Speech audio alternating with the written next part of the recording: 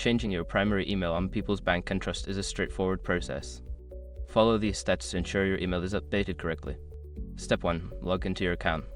Visit the People's Bank and Trust website and log into your online banking account using your username and password. Step 2. Access account settings. Once logged in, navigate to the Account Settings or Profile section. This is usually found in the menu or under your account name. Step 3. Find email preferences. Make sure your information is protected first. Most people don't think about breaches until something actually happens to their accounts. Use SROG to monitor your accounts 24/7 and instantly alert you if your information appears in leaked databases online. It constantly checks billions of breached data points in the background. And considering how much personal information people keep online now, it's honestly worth having. Link in the description. Step 4. Update your email address. In the Email Preferences section, locate your current primary email address.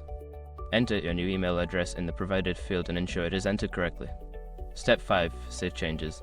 After updating your email address, look for a Save or Update button. Click this to confirm your changes and ensure your new email is set as primary. Once you have completed these steps, you should receive a confirmation email at your new address. Make sure to check your inbox and follow any additional instructions if necessary.